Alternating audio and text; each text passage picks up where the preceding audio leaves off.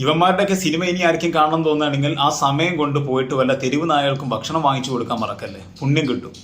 പാവപ്പെട്ട മലയാളികൾ ഒന്നടങ്കം സിനിമ കണ്ട് ഇവന്മാരെയൊക്കെ വളർത്തി വലുതാക്കി മൃഗീയമായിരിക്കുന്നു ഇപ്പോൾ അവർ. മൃഗത്തെ പോലും നമ്മൾ ഈ ഒരു സമയത്ത് ഉപമ പറയാൻ പാടില്ല. നമ്മളോട് മനസ്സിലാക്കേണ്ട കാര്യം, സിനിമാ ലോകം ജനങ്ങളുമായിട്ട് അത്രയും സ്വാധീനിക്കുന്ന ഒരു മേഖലയാണ്. വലിയ സന്ദേശങ്ങളും പുതിയ അപ്ഡേഷനും ഒക്കെ ആയിട്ടാണ് സിനിമ മുന്നോട്ട് പോകുന്നത്. എന്നെ ആ ഒരു കഥാപാത്രങ്ങൾ ചെയ്യുന്ന പല ആളുകളും ഇത്രയും മൃഗീയമായ രീതിയിൽ സിനിമാ ലോകത്ത് പീഡന സീരിയൽ കഥകളാണ് നമ്മളിപ്പോൾ കേൾക്കുന്നത്. സീരിയൽ പീഡനമാണിത്. നിരന്തരം പല ആളുകളതും ഇനി വന്നുകൊണ്ടിരിക്കും. നമ്മൾ മനസ്സിലാക്കേണ്ട കാര്യം, ഇവരൊന്നും ആറ്റിറ്റ്യൂഡ് റിയാലിറ്റി ഇല്ല എന്നുള്ള കാര്യമാണ്. അതുമാത്രമല്ല, ഈ ഒരു പീഡനത്തിനേക്കാൾ ഉപരിയായിട്ട് ഇവർ പല പുതിയ ആളുകളോട് സിനിമാ ലോകത്ത് സംസാരിക്കുന്നത് എങ്ങനെയാണ്? വളരെ മൃഗീയമായ രീതിയിൽ. ഇവരുടെ ലോകമാണിത്.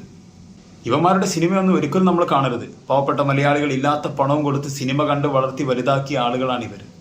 ഇവന്മാരുടെ സിനിമയൊന്നും കാണുന്ന ഒരു നിർബന്ധവുമില്ല.